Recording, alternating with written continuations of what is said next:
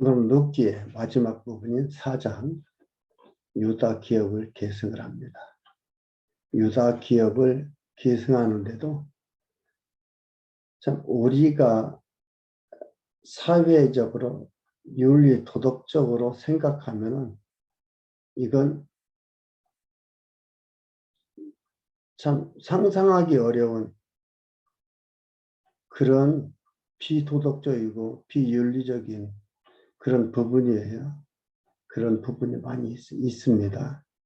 시어머니가 며느리한테 가서 꼬리치라고 하고 우리말로 하면 그 말을 또 그대로 듣고 가서 꼬리치고 거기에 꼬리친 거에 보아스는 넘어오고 이런 게 3장에 좀 나와 있어요. 그러면서 어떻게 돼요? 유다 지파의 혈통이 엘리멜렉 가문이 이어지고 있어요. 이걸 여러분 어떻게 생각합니까? 우리는 성경을 도덕과 윤리적으로 설교를 많이 합니다. 그런데 여기 와서 이런 부분은 어떻게 얘기를 할까요? 거듭 얘기하지만 성경은 도덕윤리 책이 아닙니다. 하나님 계시한 책이에요. 하나님을 계시하는 거예요. 그래서 우리 사람들의 상상을 초월합니다. 그래서 우리는 뭐라고 하느냐? 하나님께서 하시는 내재하시고 초월하신다. 이렇게 얘기를 합니다. 우리의 생각대로 예상대로 맞아 들어간다면 이것은 하나님이 하는 것이 아닌 거예요. 상상을 초월합니다.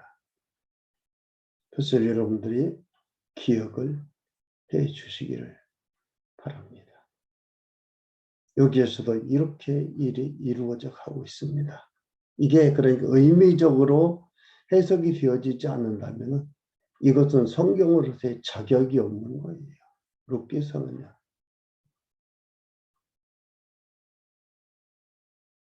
의미적으로 해석이 되잖아요.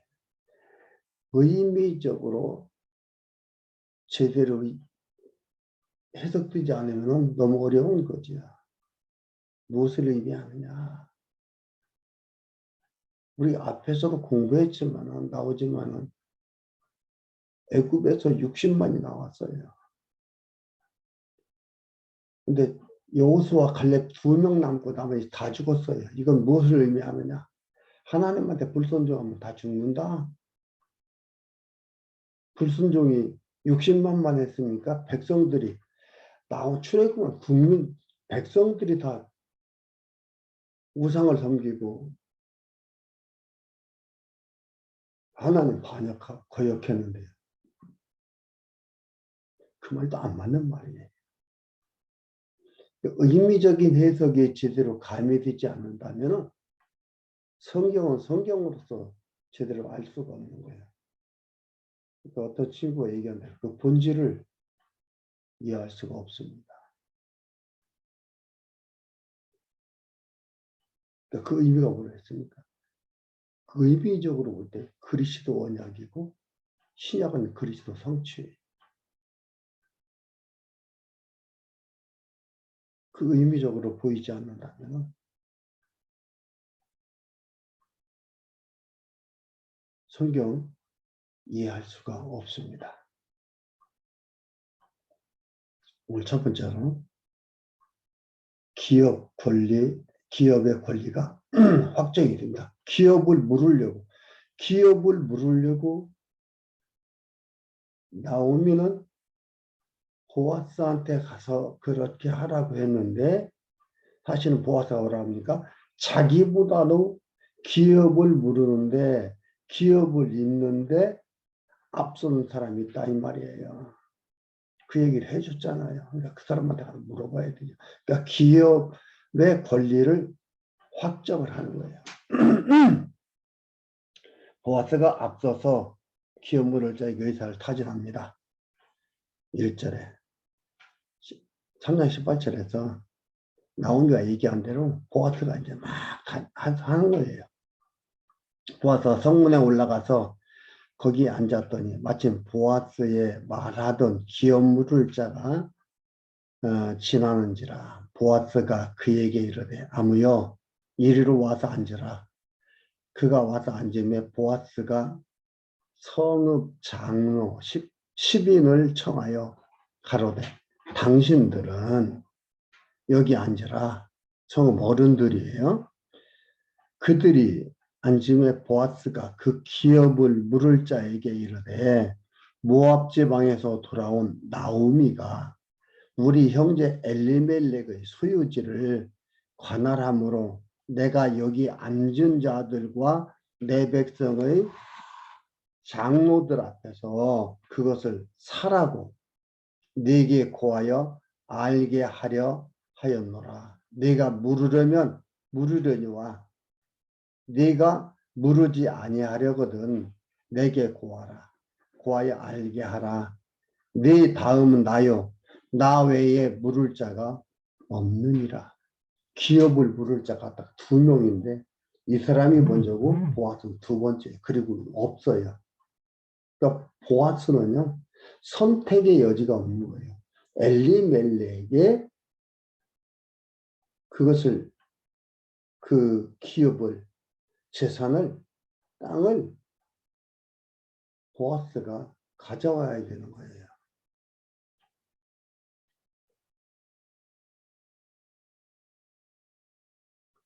그래서 여기에서 합니다. 내게 구하여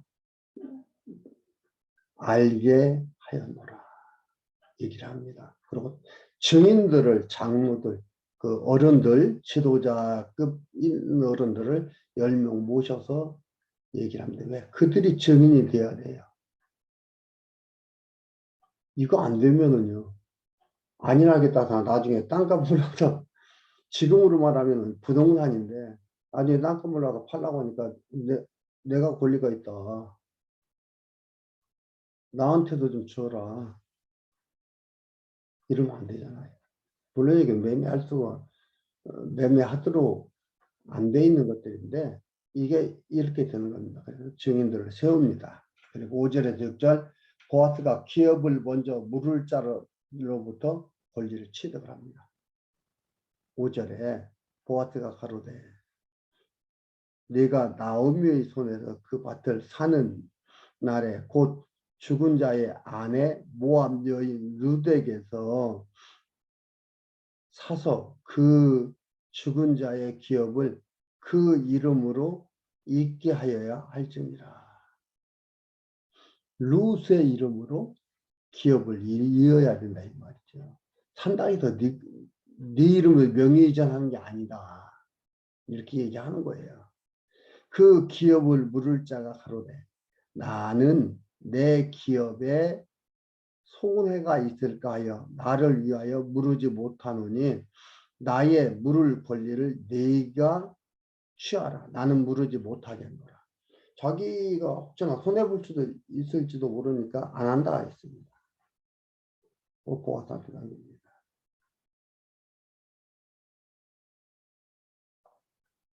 7절에 10절 권리 포기에 대한 확실한 증거를 위해 증인을 또 세웁니다. 10명이 모였지만 또 증인을 세우는 거예요. 확실하게 확증하는 거죠. 확정 중에 가장 명확한 확정은 뭐예요? 그 시lu가 성령께서 우리를 하나님의 자녀로 인치시는 거예요. 인쳤다 아니고 토양적인 거다 이 말이에요. 여기는 지금 사람들의 입으로 그냥 하지 마라. 증인 세우지만 성령께서 도장지는 거예요. 최고의 확증이죠. 이건 변하게 할 수 없는 거예요. 7절에 옛적 이스라엘 중에 모든 것을 모르거나 교환하는 일을 확정하기 위하여 사람들이 그 신을 벗어 그 이웃에게 주더니 이것이 이스라엘의 증명하는 전례가 된지라. 이에 그 기업 물을 자가 보아스에게 이르되 네가 너를 위하여 살아 하고 그 신을 벗는지라. 보아스가 장로들과 모든 백성에게 이르되 내가 엘리멜렉과 기른과 말론에게 있던 모든 것을 나오미의 손에서 산 일에 너희가 오늘날 증인이 되었고 또 말론의 아내 모압 여인 룻을 사서 나의 아내로 취하고 그 죽은 자의 기업을 그 이름으로 있게 하여. 보아스가 아내로 취한 거예요. 룻을.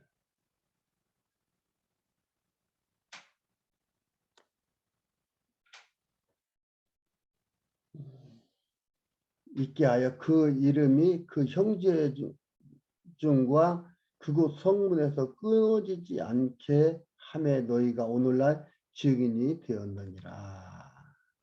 증인이 되는 거죠. 그래서 어떻게 해요? 엘리멜렉 가문을 이어놓는 거예요. 엘리멜렉 가문을 이어줘요. 가문이 끊긴 게 아니에요. 끊긴 줄 알았는데. 11절에서 12절. 증인이 된 백성과 장로들이 보아스에게 복을 빌어줍니다. 11절. 그 복 빌어주는데 그 복이 무슨 복이에요? 혈통이 이어지는 거예요. 11절에. 성문에 있는 모든 백성과 장로들이 가로되 우리가 증인이 되었노니 여호와께서 네 집에 들어가는 여인으로 이스라엘 집을 세운 라헬, 레아 두 사람과 같게 하시고 너로 에브라데서 유력하고 베들레헴에서 유명케 하시기를 원하며 여호와께서 이 소년 여자로 네게 후사를 주사 네 집으로 다말이 유다에게서 낳아준 베레스의 집과 같게 하시기를 원하노라. 혈통이 있는 거. 이들이 복을 비는데 이렇게 복을 빕니다. 이 복 비는 게 백성들과 장로들이 비는데 그냥 자기들 멋대로 마음대로 비는 게 아니었어요. 그들은 혈통이 있는 것을 보고 빌었지만 이건 뭐예요? 하나님의 뜻을, 그 말씀하신 뜻을 이루어가는 과정 속에서의 한 부분이었다 이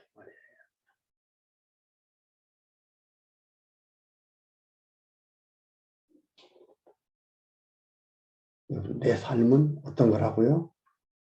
하나님의 뜻을 이루어가는 과정 속에서의 한 과정, 그 부분을 살아가고 있다. 기억하셔야 돼요. 그리고 13절에서 마지막 22절까지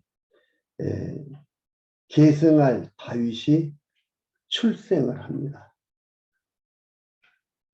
다윗이 출생하는 건데 13절에 보아스가 취한 모압 여인인 룻에게서 아들을 낳았습니다. 13절에 이에 보아스가 룻을 취하여 아내를 삼고 그와 동침하였더니 여호와께서 그로 잉태케 하심으로 봐요. 이 얘기하는데 여기에 나온 단어. 그러니까 이런 것들은 번역자가 정말 번역을 너무 잘했다 이 말이에요. 그로 여호와께서, 여호와가 주어예요.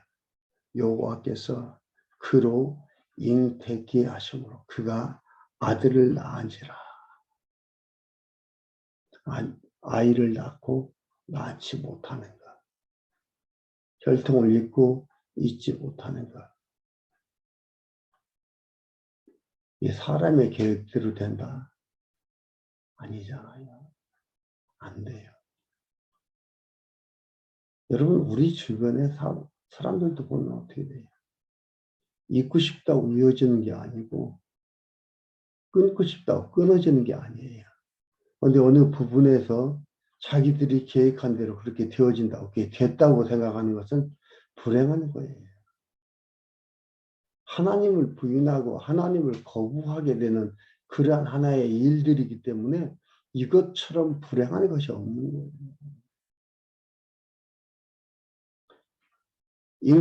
여호와께서 그를 잉태케 하심으로. 그러니까 결혼 누가 시켰다? 하나님이 시켰다. 보아스하고 롯하고 결혼 하나님이 시켰다. 이건 본부인으로 간 것도 아니고 후처예요. 어떻게 보면 첩이에요. 첩으로 간 거예요. 근데 그걸 누가 시켰다? 하나님이 시켰다.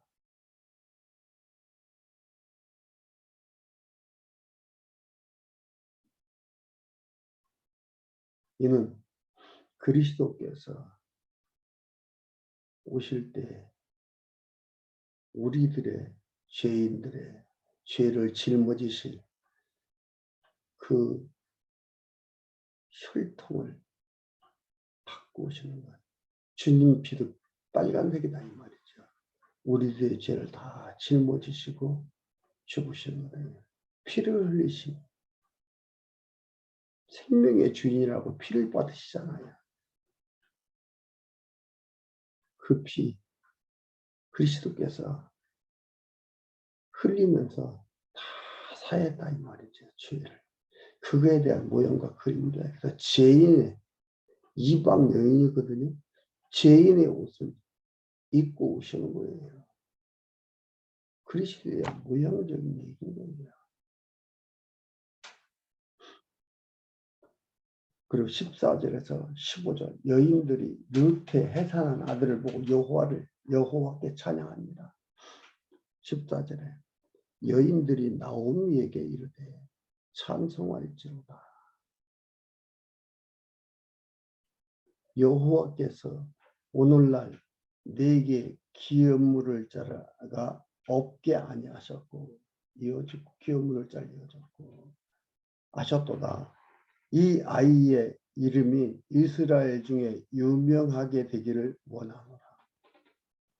이는 내 생명의 회복자며 내 노년의 동량자야. 곧 너를 사랑하며 7 아들보다 귀한 자부가 낳은 자로다. 이러면서 혈통을 이어줘요. 끊길 것 같은 혈통인데 이어줘요. 기가 막히잖아요. 왜 이렇게 하셨나 하나님께서. 하나님이 하셨다라고 말하는 겁니다. 가르쳐주는 겁니다. 혈통 있는 거 내가 이어줬다. 내가 한다. 그래서 예수 그리스도가 유다 지파를 통해서 태어나는 거 누가 태어나게 한다? 그리스도께서 태어나게 한다. 그걸 가르쳐주고 있습니다. 그러니까 우리가 살면서 뭘 깨달아야 된다고요?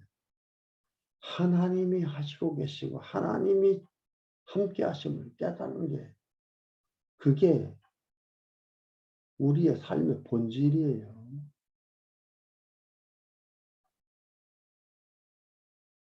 어떻게 보면은요, 여기에서 이제 이게 보면 오벳이라고 합니다. 오벳이라 하였는데 16절 17절까지 보면은 좀 더 보고 얘기를 할게요. 나오미가 아기를 취하여 품에 품고 그 양육자가 되니 그 이웃 여인들이 그에게 이름을 주되 나오미가 아들을 낳았다 하여 그 이름을 오벳이라 하였는데 그는 다윗의 아비인 이새의 아비였더라. 이새의 아비 오벳이 보아스와 루튼 오벳을 낳고 오벳은 이새를 낳고 이새는 다윗을 낳았더라. 여기 보면요. 엄격히 말하면은 오벳은요. 실제로는 엘리멜렉 가문은 아니에요. 그렇죠? 엘리멜렉 가문이 왜? 보아스한테 첩으로 갔기 때문에 보아스 가문이에요. 그러나 뭐다? 유다 지파다. 법적으로는 유다 지파다 이 말이에요. 누가 낳았어도 이방 여인 룻이 낳았어도. 근데 여기 있는 사람들은 오벳이라고 하는 거예요. 나오미가 낳았다. 이렇게 해서 낳게 되었으니까 나오미가 낳았다 해가지고 오벳이라 졌다 했는데 이는 법적으로는 유다 지파입니다. 이방 여인이지만 법적으로는 뭐예요? 유다 지파예요. 그럼 우리나라가 결혼하면은 여자가 남자에 속하도록 이렇게 하는 것들은 아주 성경적인 것 같아요. 그래서 이렇게 되면 법적으로는 유다 지파가 됩니다. 그러니까 예수님은 뭐예요? 예수님도 법적으로는 유다 혈통이에요. 법적으로는 유다 혈통이에요. 그런데 처녀 잉태라 하니까 원래는 유다 혈통이 아니죠. 처녀 잉태라고 하니까 원래는 유다 혈통이 아니고 예수를 낳은 후 결혼했잖아요. 그렇죠? 예수 낳기 전에는 결혼 안 했어요. 근데 이 두 가지가 조화를 이루므로 뭐예요? 예수가 그리스도가 되는 거예요. 처녀 잉태하고 법적으로는 유다 혈통, 영적으로는 성령으로 태어나. 그러니까 처녀 잉태이기 때문에 원래 유다 혈통은 아니에요. 결혼해야 유다 혈통입니다. 유다 지파입니다. 여기는 보아스하고 룻이 이방 여인이지만 결혼하니까 뭐예요? 유다 지파가 된 거예요. 유다 지파예요. 여기도 법적으로는 결혼을 하니까 어떻게 돼요? 유다 지파예요. 유다 혈통이 된 거예요. 예수님을 낳은 후 결혼했어요. 정혼만 했다 했잖아요. 정혼했기 때문에 뭐예요? 요셉이 예수님 낳을 때 요셉은 뭐예요? 아직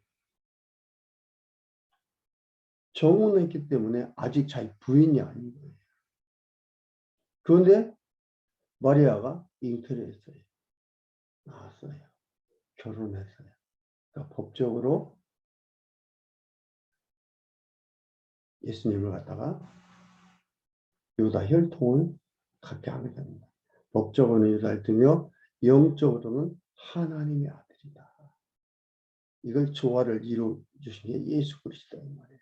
그러니까 이거하고 예수 그리스도에 대한 모형적인 부분인 겁니다. 놀랍죠? 예수 그리스도에 대한 모형적인 부분. 기생 라합도 예수 그리스도의 유다 혈통으로 낳게 되는 거예요. 그래서 마태복음에 아브라함과 다윗을 잡은 예수 그리스도의 세계라 하면서 쭉 나오는 게 그게 나옵니다. 며느리 다말과 시아버지 유다와의 관계 속에서 베레트를 낳고, 여기도 나오잖아요. 베레트를 낳고, 그리고 기생 라합의 혈통, 거기도 혈통이 있고 여기 룻의 혈통이 있고, 이 여인들이 등장하면서 혈통을 이어가는 것을 볼 수가 있습니다. 사람이 한 게 아니다 이 말이에요. 사람의 예대로 사람이 말하는 태워놓은 혈통, 그 법적인 혈통, 그걸로만 이루어지는 게 아니다라는 것을 여기서 보여주고 있는 것들입니다.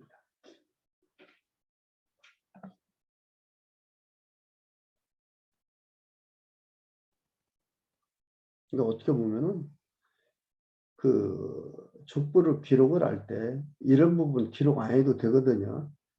안 하는데 기록을 해놨어요. 비정상적인 여자들을 기록을 해놨어요. 그래서 유대인들이 신약을 부정을 합니다. 부인을 합니다. 부정하는 거예요.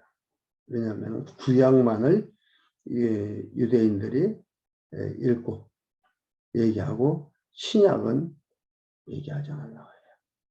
도덕적으로 윤리적으로 자기들 정말로 깨끗한 그런 사람인 것처럼 해야 되는데 이런 걸 보면 얘기할 수 없기 때문에, 그리고 구약에서 이런 부분들을 삭제하는 일들이 있습니다. 이런 부분들을 삭제하고 해서 나오는 그 부분이 있으나 이는 역사적 사실이요. 예수 그리스도께서 인간들의 죄성을 입고 이 땅에 오실 거라는, 오셨다는 확증과 예표가 되는 거예요. 이런 것들은.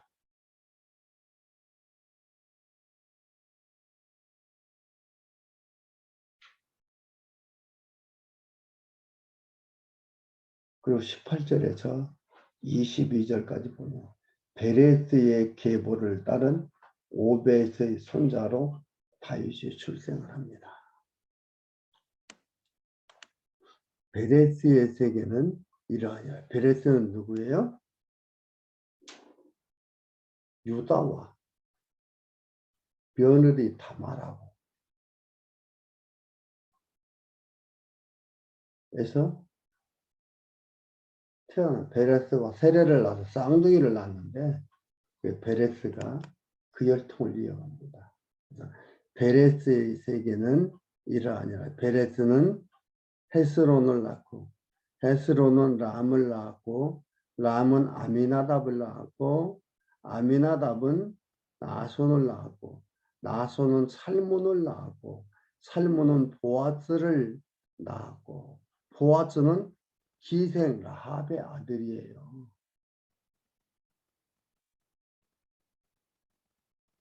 기생 라합의 아들이에요. 보아스가. 보아스는 오벳을 낳았고 오벳은 이새를 낳았고 이새는 다윗을 낳았더라. 그래서 드디어 다윗이 출생하는 게 나옵니다. 그러니까 앞에서 얘기했지만 룻기가 다윗 왕의 출생을 말한다는 것이 여기서 분명히 드러납니다. 이것을 얘기하기 위해서 룻기가 있는 겁니다.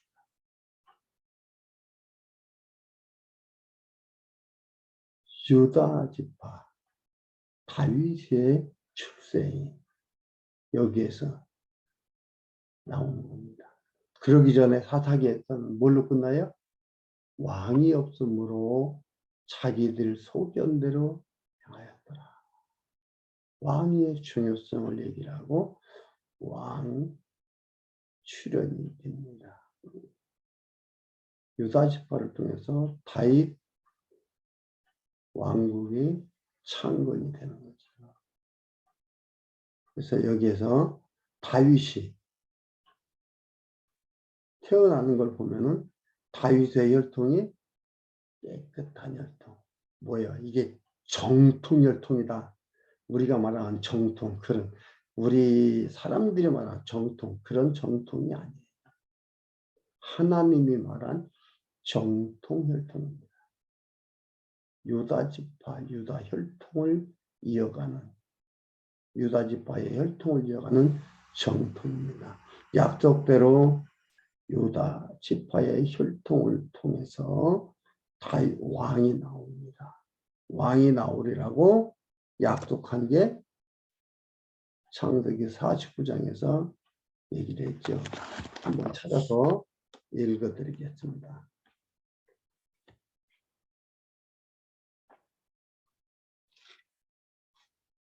창세기 49장에 야곱이 그 아들들을 불러 이르되 너희는 모이라. 너희의 후일에 당할 일을 내가 너희에게 이르리라. 후일에 장래의 언약입니다. 후일에 당할 일이니까. 후일에 당할 일. 후일에 너희들이 할 일이 아니에요. 당하는 일이에요. 기가 막히게 그걸 해놨어요. 당할 일. 수동형이에요. 수동형. 장래일이 내 뜻대로가 아니라 당한다 이 말이에요. 하나님의 뜻대로. 그래서 후일에 당할 일을 내가 너희에게 이르리라. 그렇게 언약을 해놓고 보면은 유다 지파에 대한 것을 얘기를 합니다. 9절에 보면 유다는 사자 새끼로다. 강력한 통치와 힘을 갖게 되는 사자 새끼로다. 내 아들아 너는 움킨 것을 찢고 올라갔도다. 그의 엎드리고 웅크림이 수사자 같고 암사자 같으니 누가 그를 범할 수 있으리라. 그래서 사자를 갖다가 동물의 왕이라고 하잖아요.